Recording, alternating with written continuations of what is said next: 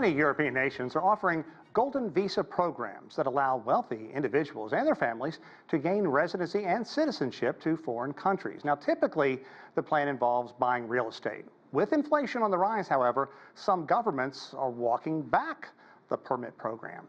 Okay, let's talk more about these investments, the golden visa, if you will, its program and the impact on local economies. We're now joined by Joao Pedro Pereira. He is the president and CEO of the Portugal Chamber of Commerce in China.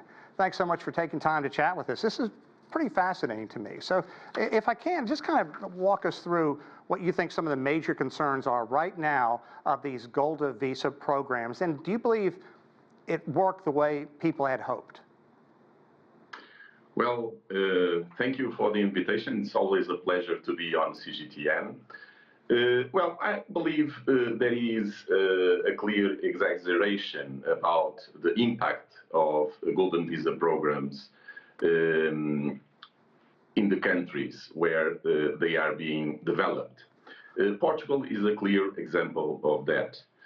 Since 2012, Portugal have issued 12,000 golden visas, along with a little bit above 20,000 residence permits for family members.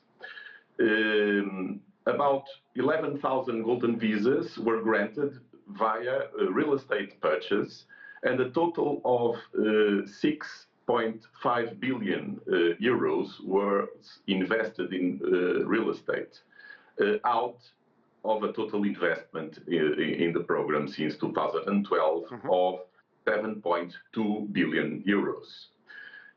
But if we look at the numbers, at the real numbers, we can calculate that golden visa investors accounted for approximately 1% of the 1.2 million units traded during the period, which is clearly a very low percentage. Right.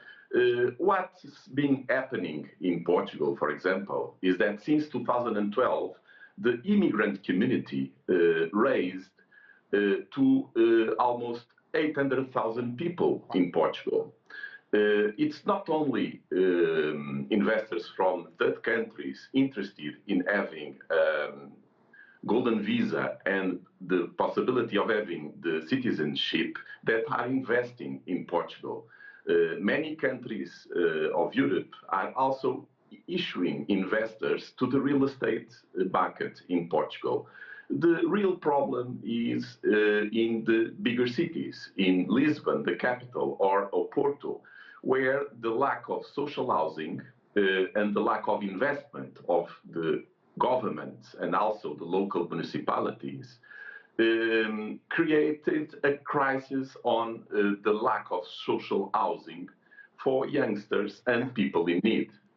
So where do you think a majority of these investors are coming from, and why do you think they're choosing to invest in a nation such as Portugal? Well, the majority of investors in Portugal are coming from China. And I think from my experience and my contact with Chinese investors, they appreciate a lot the connection, the historical connection between Portugal and China. You must keep in mind that Portugal was the first European country developing commercial relations with China in the 16th century.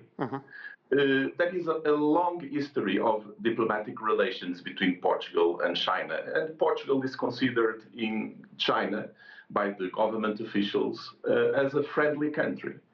The joyful way of life, the good weather, the good food in Portugal are also attractive to the investors from China.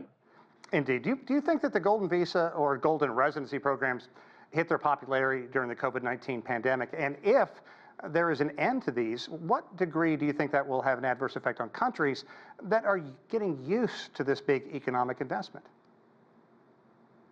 Well, I believe the pandemic also helped these programs to develop a little more, to increase the number of investors. I believe that some economic dynamic was created due to the Golden Visa program. But I also believe there is a very good opportunity, and I've been talking with Portugal government officials about it. There are a lot of real estate investment funds that are based in Portugal nowadays due to this program. And these investment funds could be mobilized to help the Portuguese government solve the social housing problem. If we don't do anything, if we don't act on it, we will lose this opportunity because these real estate funds will move to another countries. So this is a very good opportunity that we could appraise right now.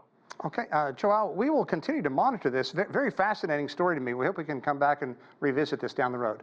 Joao Pedro Pereira, thank you so much for joining us. Thank you. Thank you.